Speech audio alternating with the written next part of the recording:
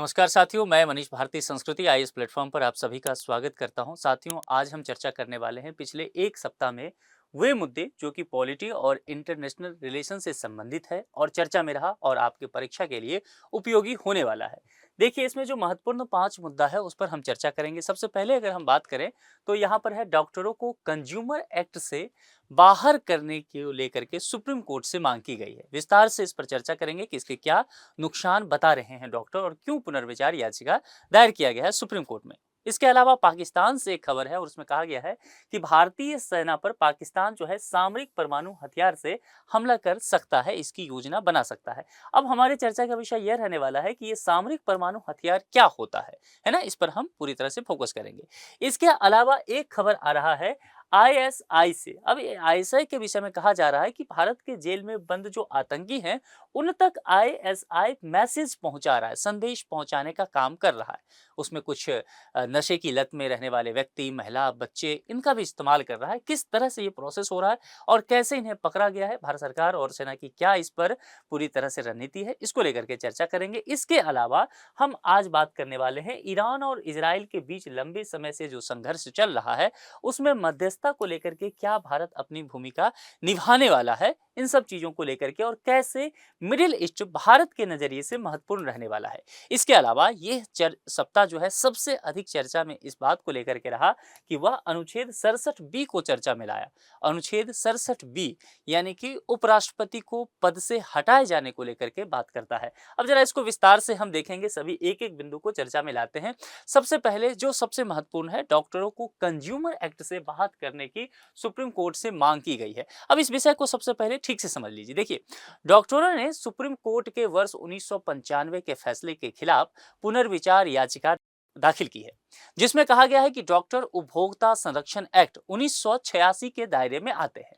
तो डॉक्टर का यह कहना है कि जो सुप्रीम कोर्ट का निर्णय आया है उसको फिर से विचार करने की आवश्यकता है।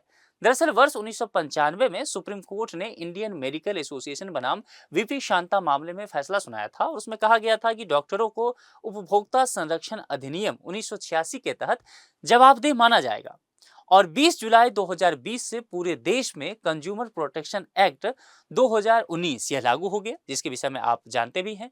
अब यह एक्ट किसका स्थान ले रहा है? कंज्यूमर प्रोटेक्शन एक्ट 1986 का स्थान लेता हुआ नजर आता है। अब यहाँ पर एक बात समझ लीजिए, एक एक्शन ग्रुप है, एक संस्था है, मेडिको लीगल एक्शन ग्रुप, इसने बॉम्बे हाई कोर्ट का दरवाजा खटखटाया और वहां जाकर के एक याचिका दायर कर दी, जिसे हम पीआईएल कहते हैं। उपभोक्ता संरक्षण अधिनियम 2019 के तहत यह कहा गया कि डॉक्टरों के खिलाफ उपभोक्ता शिकायतें दर्ज नहीं कर सकती, पीआईएल में कहा गया। बॉम्बे हाईकोर्ट ने अक्टूबर 2021 में इस याचिका को खारिज कर दिया था। ठीक है, बॉम्बे हाई कोर्ट के इस आदेश के खिलाफ ये जो मेडिको लीगल एक्शन ग्रुप है ये सुप्रीम कोर्ट पहुंच जाती है, वहां एक अर्जी देती है और सुप्रीम कोर्ट के आदेश को चुनौती देते हुए कहती है कि कंज्यूमर डॉक्टर के खिलाफ कंज्यूमर प्रोटेक्शन एक्ट के तहत शिकायत दर्ज नहीं कर सकते हैं। सुप्रीम कोर्ट के तत्कालीन जस्टिस उस वक्त के जो डीवाई चंद्रचूड़ साहब हुआ करते थे, उनके अगुवाई में यह सुनवाई चलता है। बॉम्बे हाईकोर्ट के आदेश के खिलाफ अपील दाखिल करने वाले मेडिको लीगल एक्शन ग्रुप संगठन की अर्जी सुप्रीम कोर्ट ने भी खारिज कर दिया। सुप्रीम कोर्ट ने 29 अप्रैल 2022 के फैसले में कहा था कि डॉक्टरों द्वारा मुहैया कराया जाने वाला हेल्थ केयर सर्विस जो होता है वह भी कंज्यूमर प्रोटेक्शन एक्ट के दायरे में आता है। मरीज कंज्यूमर के तौर पर डॉक्टर के खिलाफ शिकायत दर्ज कर सकते हैं। मान लीजिए डॉक्टर ने किसी तरह की लापरवाही की, है ना। अभी हाल ही में आया कि एक व्यक्ति के पेट का ऑपरेशन हो रहा था किसी भाग का और वहां पे डॉक्टर ने गलती से रुमाल छोड़ दिया। तो अब समझिए ये मुद्दा कई दिनों के बाद चर्चा में आया। तो इसको लेकर के यहाँ पर यही सब बातें कोर्ट ने देखा है कि मरीज जो है कंज्यूमर के तौर पर डॉक्टर के खिलाफ शिकायत किया जा सकता है, वो कर सकता है, उसको इतना अधिकार मिलना चाहिए। सुप्रीम कोर्ट ने यह कहा था कि 1986 के कानून को खत्म कर कंज्यूमर प्रोटेक्शन एक्ट जो 2019 बनाया गया था, तो यहाँ पर यह बात समझना है कि हाँ 1986 के एक्ट का स्थान 2019 का एक्ट लिया है, लेकिन सुप्रीम कोर्ट ने कहा कि सिर्फ कानून बदल जाने से यह तय नहीं होता है कि हेल्थ केयर सर्विस जो डॉक्टर मुहैया कराते हैं वह सर्विस के परिभाषा से ही बाहर हो जाता है। ठीक है, यही कहते हुए याचिका को खारिज किया गया था। इसके बाद याचिकाकर्ताओं ने एक पुनर्विचार याचिका जो है वह दाखिल कर दिया। अब यहां पर समझिए, फिर जो है जस्टिस बेला एम त्रिवेदी और जस्टिस पंकज मित्तल की 2 जजों की पीठ ने 14 मई को कितने को 14 मई को इस बात पर सुनवाई किया और फिर ये मानता है कि कानूनी पेशेवर उपभोक्ता संरक्षण अधिनियम के दायरे में नहीं आता है। सुप्रीम कोर्ट ने वर्ष 1995 के फैसले पर यहां पर पुनर्विचार की आवश्यकता पर बल भी दिया। इसके बाद यह मामला जस्टिस बी.एल. गवई और जस्टिस प्रशांत कुमार मिश्रा और जस्टिस के.वी. विश्वनाथन की 3 जजों की जो बेंच है, ये पीठ है, इसके समक्ष पहुंच जाता है। इन्होंने 7 नवंबर को यह जो पुनर्विचार याचिका गया था उसको फिर से खारिज कर दिया। अब medico legal society of India ने 7 नवंबर के फैसले के खिलाफ जो है पुनर्विचार याचिका दायर किया है। तो इस बात को लेकर के अब यहां पर जो कहा गया है कि उस पुनर्विचार याचिका में क्या-क्या बातें कही गई है, जरा एक नजर उस बातों पे डाल लेते हैं। देखिए, याचिका में जो कहा गया है कि 7 नवंबर का आदेश प्राकृतिक न्याय के सिद्धांतों का उल्लंघन करता है। अब ध्यान दीजिएगा, नेचुरल जस्टिस की बात की गई है।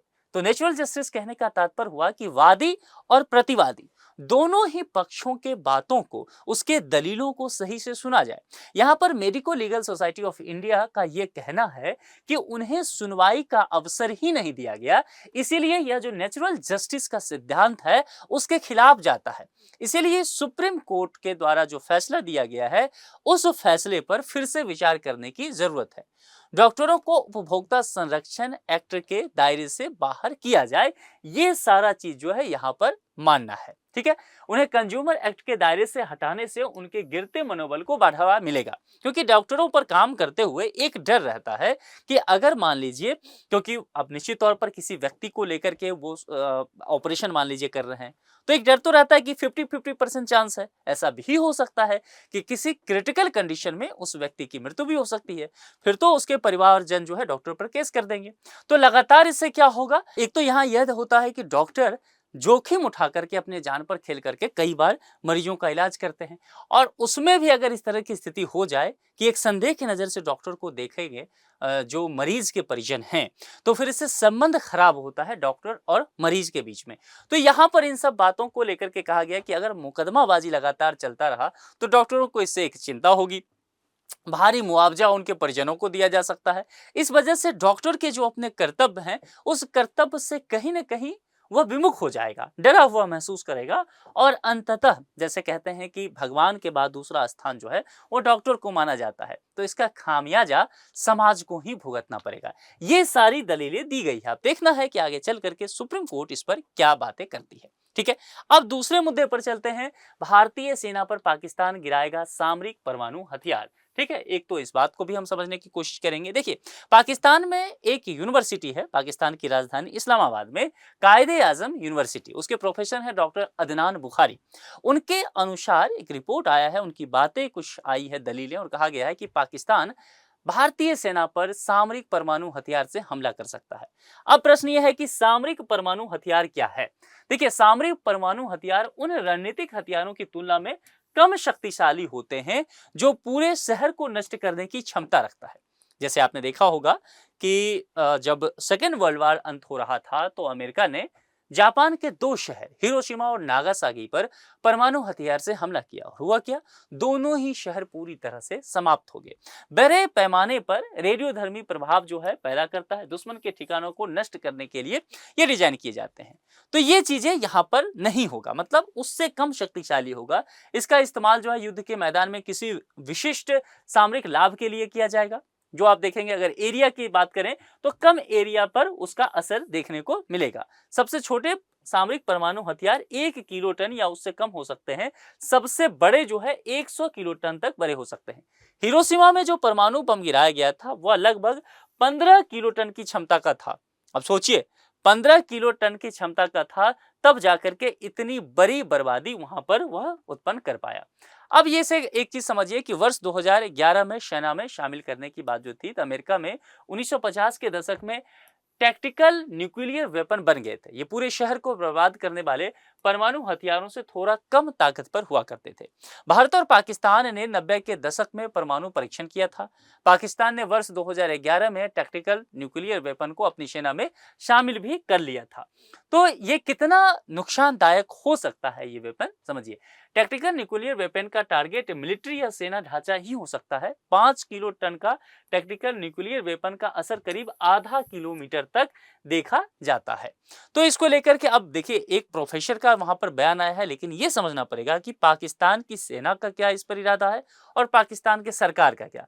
अगर ऑफिशियली कुछ बातें होता है तब निश्चित तौर पर भारत सरकार की प्रतिक्रिया का हम सबका इंतजार रहेगा, लेकिन हाँ निश्चित तौर पर अब इसको लेकर के एक चर्चा तो चल ही पड़ा है। ठीक है, अब अगले खबर की तरफ चलते हैं जो कि बहुत महत्वपूर्ण है, भारत की सुरक्षा से जुड़ा हुआ मुद्दा है और यह है कि भारत की जेल में बंद आतंकियों तो कैसे मैसेज पहुंचाया जा रहा है और वह भी मैसेज किसके द्वारा, तो आईएसआई के द्वारा। तो मोबाइल फोन और इंटरनेट का इस्तेमाल करने पर जो पकड़े जाने का खतरा होता था उसको देखते हुए पाकिस्तानी खुफिया एजेंसी आईएसआई भारतीय जेलों में बंद आतंकियों तक अपने खबर को पहुंचाने के लिए उनकी जो प्लानिंग है, जो रणनीति है ना, उसको जो अंजाम देना चाहते हैं उसके लिए अलग तरह की चीजों पर वह बात कर रहे हैं।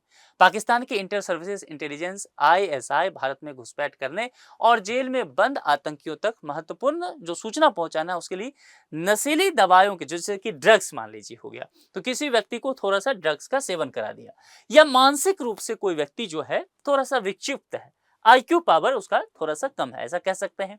अब ये क्या करते हैं, ये मैसेंजर के तौर पर, प्लानिंग के तौर पर भारतीय सेना में इसकी एंट्री करा देते हैं, घुसपैठ कराते हैं। अब ये जानते हुए कि इसकी घुसपैठ कराएंगे तो बीएसएफ जो है ना, बीएसएफ जो है ये इन्हें अरेस्ट कर लेगा, तो ये करने देना चाहते हैं, ये चाहते हैं कि अरेस्ट हो जाए, है ना।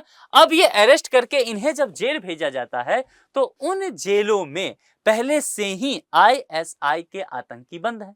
तो ये व्यक्ति जब जाएगा, नशीली दवाओं का सेवन करने वाला या विक्षिप्त मानसिकता का व्यक्ति, ये अपना संदेश डिलीवरी वहां कर देता है, ये अपना मकसद, अपना मैसेज जो है वह पहुंचा देता है। और निश्चित तौर पर ये जो मैसेज पहुंचाने वाला है ये कहता है कि भाई हम मानसिक रूप से बीमार हैं या फिर नशे के हालत में है। तो इस तरह से ये सारे काम जो होता है, इन घुसपैठियों पर आमतौर पर विदेशी और पासपोर्ट अधिनियम के तहत मामला दर्ज होता है और कह सकते हैं कि जो इसके तहत सजा का प्रावधान है वह 2 से 8 साल तक का है। 2 से 8 साल तक की सजा पा करके ये बाहर भी हो जाते हैं, इसके बाद इन्हें निर्वासित भी कर दिया जाता है। तो इस तरह की कई घटनाएं जो है वह अब सामने आ रहा है। पंजाब और राजस्थान के जेलों में इस तरह के मामले देखने को मिले हैं। जुलाई से अब तक 10 से ज्यादा ऐसे मामले सामने आए हैं जिनमें ये पाकिस्तान और गुलाम जम्मू कश्मीर, जो कि पाक ऑक्युपाइड कश्मीर है, ठीक है, के रास्ते भारत में दाखिल हुए। उनमें से कई को जम्मू, पंजाब और राजस्थान की जेलों में भेजा गया। सुरक्षा एजेंसियों को संदेह है कि ये व्यक्ति आईएसआई के संदेशवाहक हैं, उन्हें जेल में बंद आतंकियों तक महत्वपूर्ण सूचना पहुंचाने का काम सौंपा गया था और ये पहले से ही ट्रेंड है इस चीज को लेकर के, प्रशिक्षित पूरे तरह से किए गए हैं कि आपको अरेस्ट किया जाएगा और आपसे पूछा जाएगा, इस तरह से बातें बताना है। तो एक नए तरह का चैलेंज। अब इसमें एक और बड़ा चैलेंज है कि इसमें महिलाएं और छोटे बच्चे को भी शामिल किया जा रहा है, ठीक है। कई लोगों पर यह संदेह ऐसा हुआ है और देखा गया है कि वो एक बड़े एजेंट के रूप में काम करते हुए नजर आ रहे हैं। अधिकारी का इस पर कहना है कि महिलाएं और नाबालिग भी शामिल हैं जो संदेशवाहक के रूप में इस तरह का काम कर रहे हैं। कई नाबालिगों को पंजाब में अरेस्ट भी किया गया। आईएसआई की घुसपैठ की इस रणनीति को ड्रग तस्करी के संचालन से भी जोड़ करके देखा जा रहा है। अब अगले खबर की तरफ चलते हैं, वह मिडिल ईस्ट से। और मिडिल ईस्ट से क्या है, क्या ईरान और इजराइल के बीच मध्यस्थता भारत के द्वारा किया जाएगा। जैसा आप जानते हैं कि लंबे समय से इजराइल और ईरान के बीच जो है रसाकसी चल रहा है, तनातनी चल रहा है। भारत के विदेश मंत्री एस जयशंकर ने कहा कि भारत ईरान और इजराइल के बीच संबंधों को सामान्य करने का प्रयास लगातार कर रहा है। बहरीन में एक अभी डायलॉग था, मनामा डायलॉग, आप अभी उसके विषय में जाने होंगे। तो मनामा डायलॉग में एस जयशंकर साहब शामिल होने के लिए गए। वहां पर उन्होंने इजराइल और ईरान के बीच संबंध या इसकी अनुपस्थिति का चिंता दर्ज किया कि दोनों के बीच या इस क्षेत्र में शांति व्यवस्था होना चाहिए। अब भारत इसके लिए कैसे काम कर रहा है, तो भारत कूटनीति प्रयास कर रहा है, कूटनीति प्रयास करके कोशिश कर रहा है कि ये मामला जो है निपट जाए। अब जानते हैं कि पिछले कुछ महीनों में ईरान और इजराइल के बीच तनाव बढ़ा, वैश्विक चिंताएं इससे बढ़ गई। ईरान ने हिजबुल्लाह प्रमुख हसन नसरल्लाह और लेबनानी चरमपंथी संगठन के अन्य कमांडरों की हत्या के जवाब में इजराइल पर तकरीबन 200 मिसाइल दागा। इसके बाद इजराइल ने जवाबी हमला शुरू कर दिया और दोनों देशों के बीच आप देखेंगे तो स्थिति ज्यादा खराब होता हुआ फिर नजर आया था।